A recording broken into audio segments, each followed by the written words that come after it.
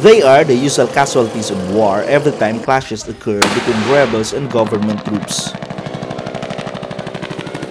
These armed encounters pushes the indigenous peoples out of their homes to the evacuation centers, a very familiar scenario for Dato' Lito Monreal. Monreal says they are tired of fleeing every time there is a firefight, which their tribe has nothing to do with in the first place. Evacuation. Perminti na lang may dito sa evacuation ibutang. You always belongs to the affected people. So dili mo na pwede mo na nga kani karon nga dagan mo na mo ginaingon.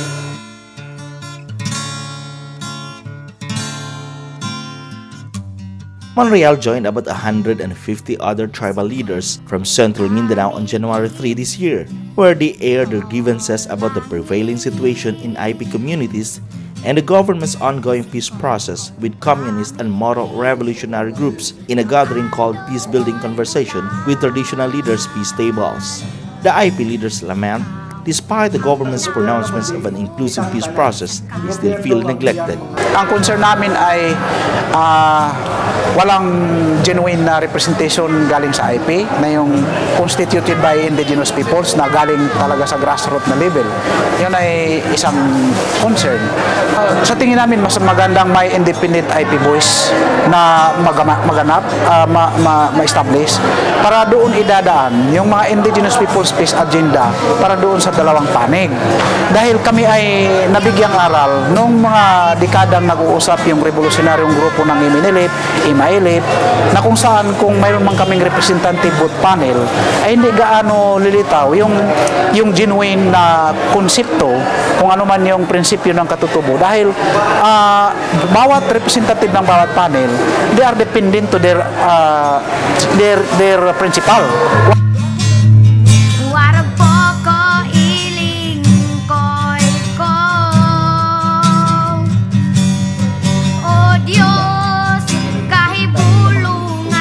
Then atong ginatanaw diha, atong ginaingon nga wala may mga aktor diha nga tribo nga atong makitaan nagikan didto sa grassroots sa community.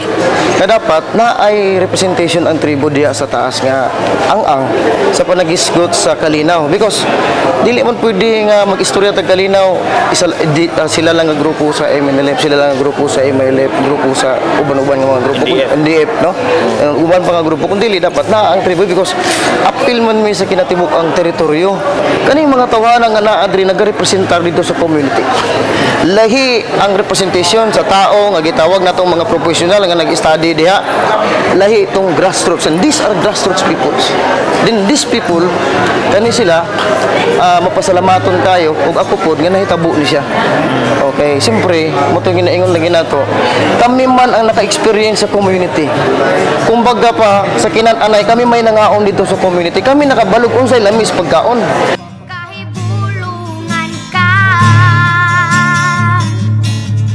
busa ikaw lang ang simbahon ko. Ang sinasabi namin is mayroong distinct identity yung indigenous peoples sa loob ng Bangsamoro. So napakahalaga yun sapagkat it follows kung ma-recognize, kilalanin yung aming distinct identity, it follows na yung mga karapatan namin, yung sinasabi namin four bundles of rights, makikilalanin din ng dalawang party. No, yung MIL halimbawa at saka yung sa gobyerno. So ito yung sa tingin namin na napakahalaga at sana halimbawa kung ma-reinstitute yung Bangsamoro Bangsamoro Transition Commission, siguraduhin sana ng gobyerno na magkaroon kami ng representation doon from the indigenous peoples. Bemunso dan ibu dempugi kepagingat je dempugi kebati. Ngiring ono ni melawan ni mengot je keringan kebati. Yung expectation natin today, maipalabas lang yung issues and concern nila, and then expected din na itutuloy natin yung ugnayan sa kanila. So in fact, open naman yung provincial government at yung ating partner, yung Southern Christian College, na itutuloy yung ugnayan. Merong feedbacking. Kasi kung maalala nyo noon, nagkaroon ng consultation, but then after that, hindi na sila binalikan. Kaya ito ngayon yung reklamo ng ating mga IP. Kung kakausapin nyo kami, ituloy-tuloy nyo para lalong marinig kung ano yung mga issues and concern, kung ano yung mga issues sa UPAP, anong bago, masasagot ka agad nila. Very important kasi ito ngayon mahahawakan mo first hand kung ano yung nakaka-apekto sa kanila. Ano yung mga usapin na pwedeng ma-address sa provincial level, ano yung pwedeng i-address ng municipal level at ng national. Kasi kailangan talaga kami magtulungan dito ng national government kasi hindi pwedeng national government lang din lahat kasi ang ugat nito lahat dito sa local government unit. So kailangan hawak natin yung mga issues and concern nila para may address din natin at matulungan when it comes to development.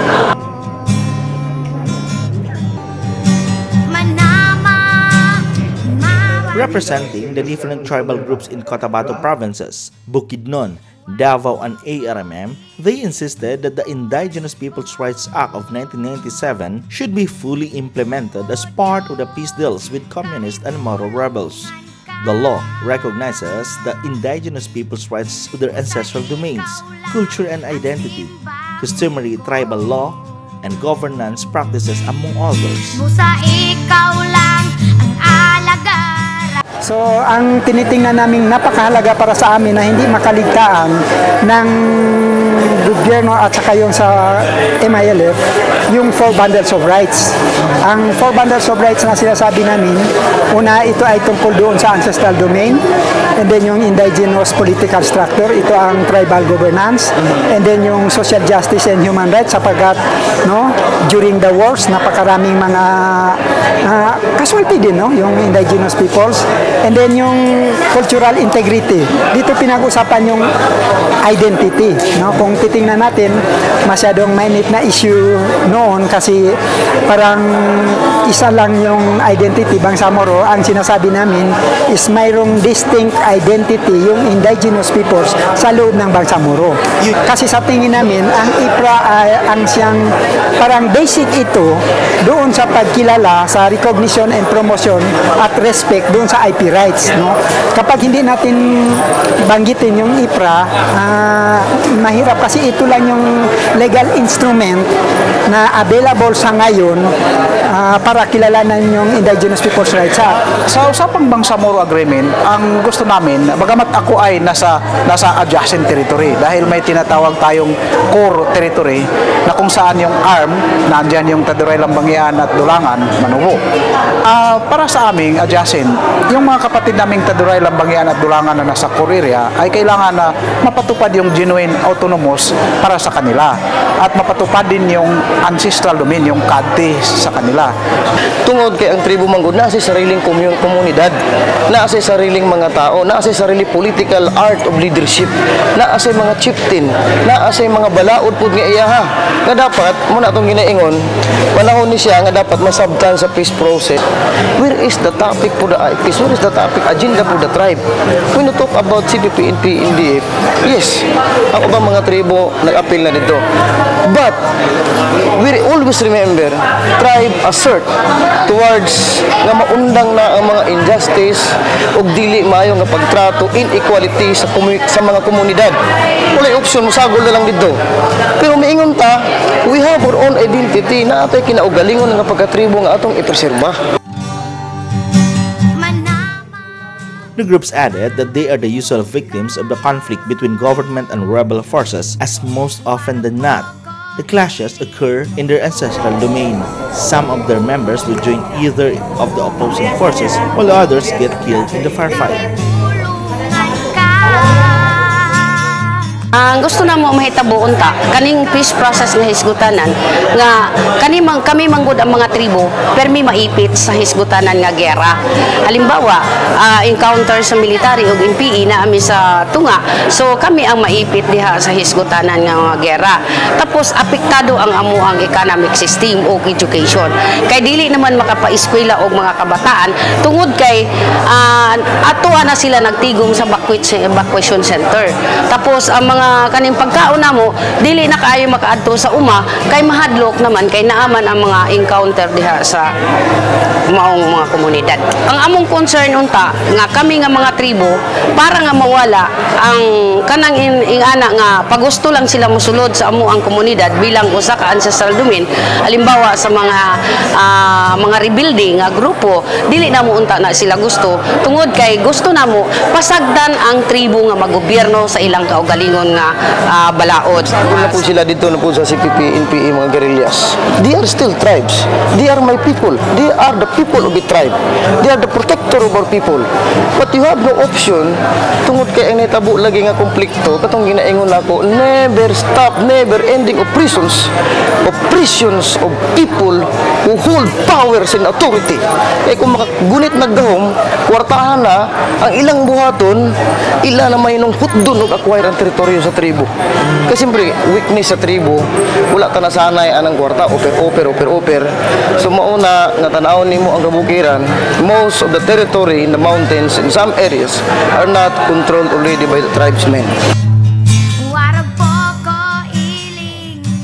Congresswoman Nancy Cotamco of Tagabawa Ubud Tribe in Makilala, North Cotabato, is pushing for the creation of a separate Department of Indigenous Peoples, which she wants President Rodrigo Duterte to certify as an urgent bill.